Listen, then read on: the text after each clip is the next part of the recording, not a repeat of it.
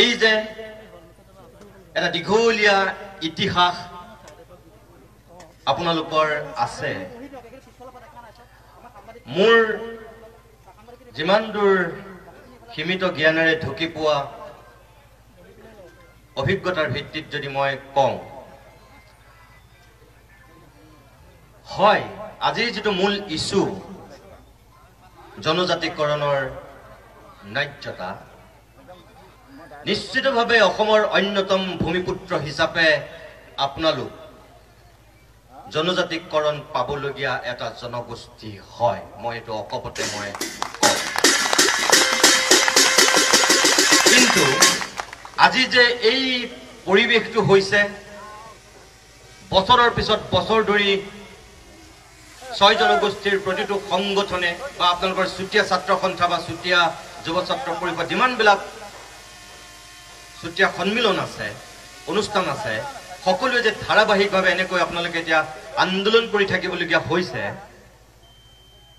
ইয়াৰ কাৰণে আচলতে বাৰু দায়ী কোন?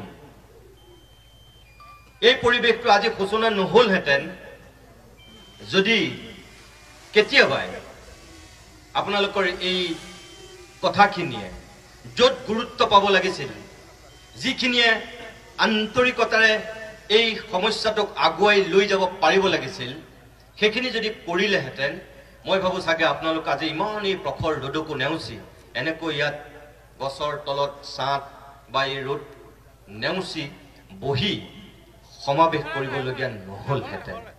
মই কিয় কৈছো কথাটো? যে ইয়াৰ কাৰণে মোৰ মতে দুটা পক্ষ দায়ী। প্ৰথম পক্ষটো হৈছে আমাৰ ৰজাঘৰ চৰকাৰ, আৰু আনটো হৈছে কিন্তু আমাৰ এই আন্দোলনৰ নেতৃত্ব বহন কৰা একাংশ নেতা। আপোনালোকে বেয়া পালেও মই কম। কিয় কৈছো? কোনো গাত পাতি ল'ব নালাগে। মই মহেন চুতীয়াৰ আন্তৰিকতা সদিচ্ছাক সন্মান কৰিছো। কিছু সময়ৰ পূৰ্বে তেখেতে যিকেইটা কথা কৈছে, কিন্তু মোৰ প্ৰশ্নটো ক'ত জানে? এনেধৰণৰ জনতাৰ সন্মুখত বক্তব্য ৰাখি দিনত সকলোকে উত্তেজিত কৰি নিশাৰ ভাগলৈ যেতিয়া কোনোবা মন্ত্ৰী, মুখ্যমন্ত্ৰী, ৰাজনৈতিক নেতাৰ বেডৰুম বা ড্ৰয়িং ৰুমৰ সেইসকল মানুহ অতিথি হৈ গৈ তাৰ পাছত সেই ৰজাঘৰৰ কোনো মন্ত্ৰী, বিধায়ক বা চৰকাৰৰ বৰমূৰীয়াই আপোনালোকৰ নেতাসকলৰ সেই ন্যায্যতাৰ দাবীক সেই গুৰুত্বটো প্ৰদান নকৰাটো তেনেই স্বাভাৱিক। বিগত সময়ত ছয় জনগোষ্ঠীৰ এই আন্দোলনৰ নেতৃত্ব বহন কৰা এনেকুৱা একাংশ নেতাক মই ব্যক্তিগতভাৱে চিনি পাওঁ। দিনত তেওঁলোকে আন্দোলন ঠিকেই কৰে, কিন্তু ৰাতি হলে তেওঁলোকৰ ৰূপটো বেলেগ। আৰু তেওঁলোক এই সাধাৰণ মানুহখিনিক তেওঁলোকে অন্ধকাৰত ৰাখি তেওঁলোকে ন্যস্ত স্বাৰ্থৰ কাৰণে কাম কৰে। মই সৰু এটা উদাহৰণ দিছো। সদৌখন ছাত্ৰ সন্থাৰ নেতৃত্ব যদি আপুনি বিগত সময়ত চাই, সভাপতি সম্পাদক হোৱা দিনত তেওঁলোকে কি প্ৰতিবাদ কৰিছিল, কি কথা কৈছিল, আৰু তাৰ 1 মিনিটৰ পিছতে তেওঁলোকে কি সিদ্ধান্ত লৈছিল। অসমৰ জাতীয় জীৱনৰ কাৰণে এইটোৱে আটাইতকৈ এতিয়া দুৰ্ভাগ্যজনক কথা। অসমৰ প্ৰত্যেকটো জাতীয় সংগঠনৰ নেতৃত্বৰ এই যিটো সোপা ঢিলা নীতি, এই যিটো স্থিতিহীন তেওঁলোকৰ নীতি, এইটোৰ কাৰণেই আমাৰ বহু জাতীয় সমস্যা আজিও সমস্যা হৈ থাকি গ'ল। আপোনালোকৰ যে চৰকাৰক দায়ী কৰিও মই এই জনগোষ্ঠীয় আজি জনজাতিকৰণ নোহোৱাৰ যিটো পৰিৱেশ হৈ আছে, ইয়াৰ মূলতে যে একাংশ মানুহ দায়ী বুলি কৈছো। বেলেগৰ কথা বাদ দিয়ক, এই চুতীয়া জনগোষ্ঠীটোৰ কথাই যদি মই কওঁ, ইতিহাসৰ আগৰ কথাখিনি এৰি ইয়াত কিছু সময় পূৰ্বে কৈছে যে 1000 বছৰীয়া এটা শাসনৰ ইতিহাস আছিল। কিন্তু বুৰঞ্জীয়ে যিখিনি ঢুকি পোৱাৰ সময়ৰ পৰা যদি মই আপোনালোকক কওঁ, তেনেহ'লে সেই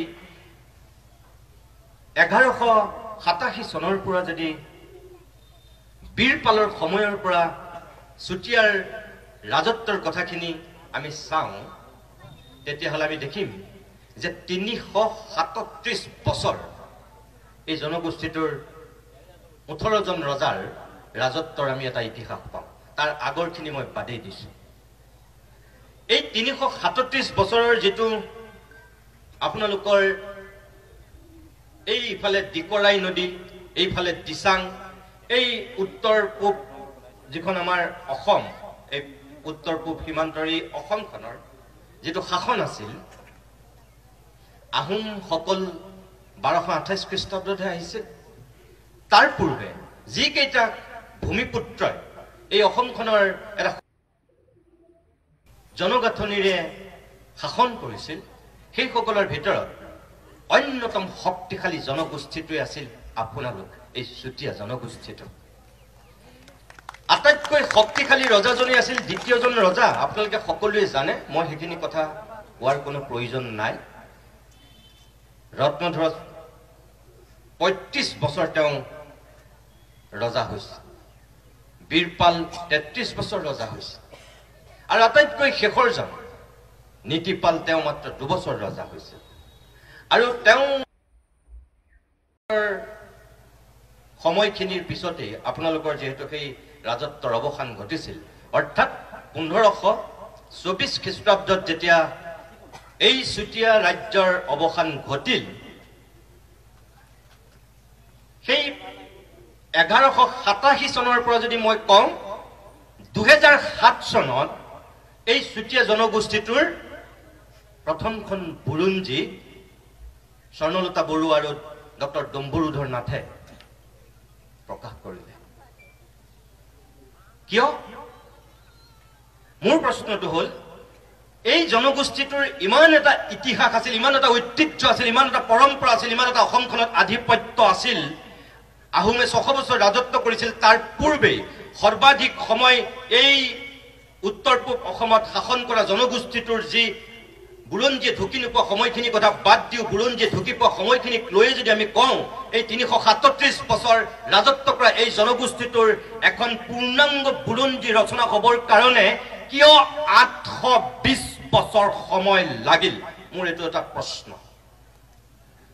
দ্বিতীয়, যদি আমি একেবাৰে নীতিপালৰ শাসনৰ সময়ৰ পৰা চাওঁ, তেতিয়াও আমি দেখিম যে 483 বছৰ লাগিছে।